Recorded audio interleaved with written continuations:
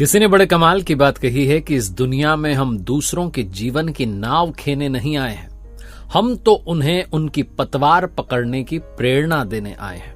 नमस्ते, मैं हूं आरजे कार्तिक। अनिल जी की कहानी सुनाता हूं। 65 वर्ष की उम्र हो चुकी थी और बड़े चिड़चिड़े रहते थे, गुस्सैल हो गए थे। धीरे धीरे उनका व्यवहार बदल रहा था। घर में बच्चों को बात बात पर डांट देना, बिल्कुल चिड़चिड़ापन उनके स्वभाव में आ चुका था। घर वाले बड़े परेशान रहते थे कि पापा कैसे हो गए। उन्हें लगता था उम्र बढ़ गई शायद इसलिए ऐसा हो गया। और अनिल जी को अंदर से लगता था कि मेरे साथ ये हो क्या रहा है, मैं बात बात पर इतना गुस्सा क्यों हो रहा हूं। तो अनिल जी ने एक दिन जब वो ध्यान से, पूजा पाठ से जब उठे वहां से, आसन से, तो उन्होंने अपने अंदर एक बदलाव लाया। कुछ समय के बाद उनकी बेटी आई और आकर कहने लगी कि पापा वो मेरी गाड़ी खराब हो गई है। तो उन्होंने मुस्कुरा करके कहा कि बेटा गाड़ी खराब हो गई है तो अपना खर्चा खुद देखो, जाने का व्यवस्था बैठाओ, मेट्रो से चले जाओ, बस से चले जाओ, पैसा इकट्ठा हो जाए, सेविंग्स हो जाए तो गाड़ी ठीक करा लेना, नई गाड़ी ले लेना, मुझसे मत पूछो। कुछ समय के बाद बेटा आया, आकर कहने लगा कि पापा इस वाले टेस्ट में फेल हो गया हूं, आगे मैं कोशिश करूंगा। उन्होंने कहा बेटा जैसे पढ़ना है पढ़ो, तुम्हें पता है कैसे पढ़ना होता है पास होने के लिए, पढ़ो। फिर भी फेल हो जाओ तो अगले साल की फीस मुझसे मांगने मत आना, अपना खर्चा अपनी व्यवस्था खुद बैठा लेना, बेटा मुझसे कुछ मत कहना। लड़का वहां से चला गया। कुछ समय बीता तो उनकी पत्नी आई, आकर कहने लगी कि सुनो जी मुझे तो मायके जाना है, 1 महीने के लिए मायके रहकर के आऊंगी, यहां मेरा मन नहीं लगता, बोर हो गई हूं।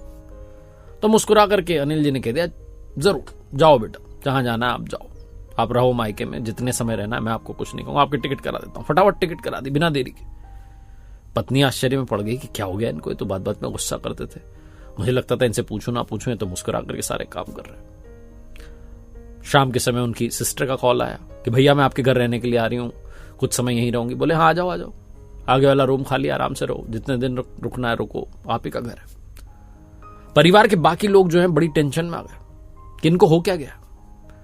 कुछ दिनों तक उनका यही व्यवहार चलता रहा, जैसे उन्हें कोई फर्क ही नहीं पड़ता, जो हो रहा है होने दो, जो चल रहा है चलने दो। तो एक दिन घर के सारे सदस्यों ने डिसाइड किया कि आज शाम में डिनर के बाद में मीटिंग रखेंगे, फैमिली मीटिंग होगी और पिताजी से पूछेंगे कि आपको हो क्या गया। तो शाम में घर वाले इकट्ठे हुए और एक एक करके बोलने लगे। बेटी ने कहा पापा आपको हो क्या गया है, आप तो ऐसे बिहेव कर रहे हो जैसे आपको फर्क ही नहीं पड़ता। बेटे ने कहा हाँ पापा आप तो बिल्कुल ऐसे हमसे डिस्कनेक्ट हो गए। पत्नी ने कहा आप तो मुझसे कहते थे मत जाओ मायके, अब कह रहे हो जितने दिन रुकना है जाओ, क्या हो गया आपको, किसी डॉक्टर से मिल लिए, चेंज कैसे आ गया। तो अनिल जी ने कहा मैं किसी से नहीं मिला, मैं अपने आप से मिल लिया। मैंने शास्त्रों में पढ़ा है, सब कुछ मैं जानता हूं कि सब अपने कर्मों का फल भुगत रहे, फिर भी मैं तुम लोगों की चिंता करता था, तुम लोगों के बारे में सोचता था, तुम लोगों का सोच सोच के जो है खुद की तबीयत खराब कर रहा था, गुस्सैल हो रहा था, चिड़चिड़ा हो रहा था। रात में 2-2 घंटे मुझे नींद नहीं आती थी, तुम ही लोगों की चिंता करता था। फिर एक दिन मैंने एक दवा